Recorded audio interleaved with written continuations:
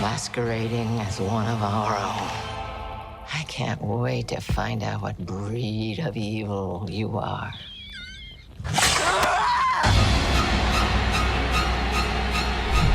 Hey, I'm Jim Vavida with IGN.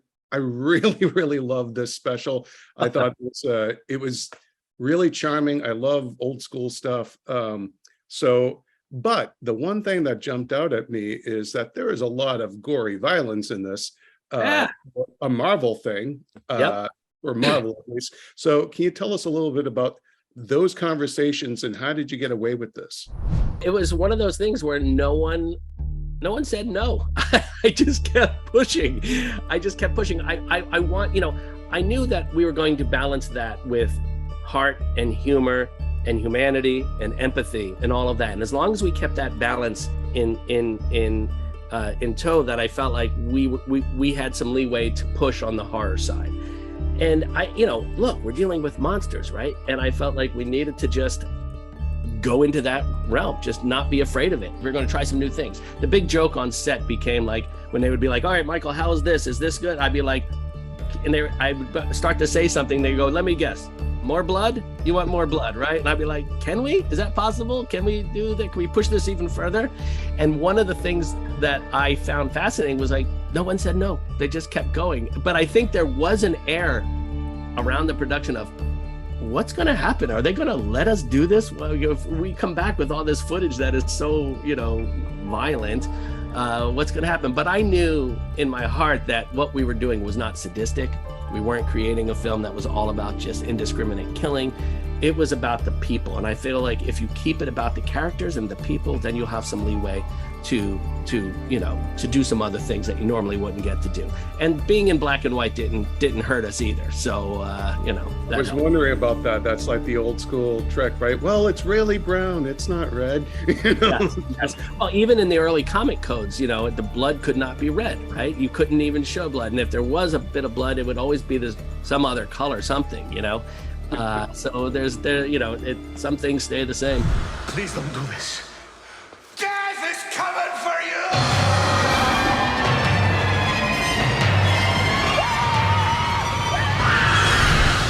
you! You've mentioned in previous interviews a creature double feature, which I grew up watching as well, yes. Was an inspiration for Werewolf by Night. But I was wondering, can you cite specific films or shows that you drew kind of directly from for crafting this?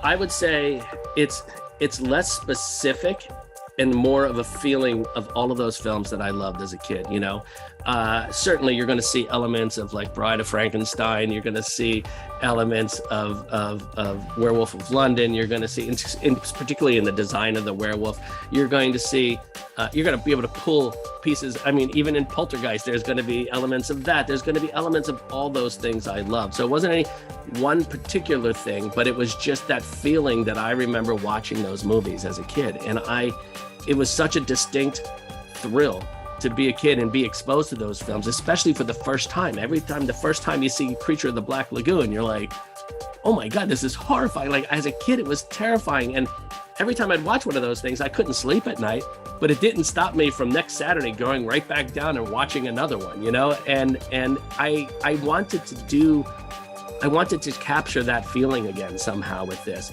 First day of shooting, we sat down with the cast. I had the whole cast sitting in a circle on the set in the rotunda, and we emptied the entire stage, and it was just me and the cast. And I said, okay.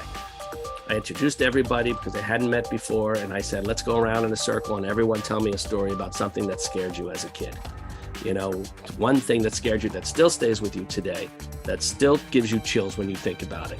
And we went through one by one, and everyone gave these amazing stories of something that still sticks with them and still frightens them to this day. And when we got through everyone in the circle, I said, that's what we're here to do for someone else out in the world today. I said, if we can make something that, years from now, someone goes, what scared me as a kid was when I saw Werewolf by Night. I couldn't sleep for days. I was like, that's what I want. I want that, So if we can accomplish that, we've done it. Tonight, it is every hunter for themselves. Good luck.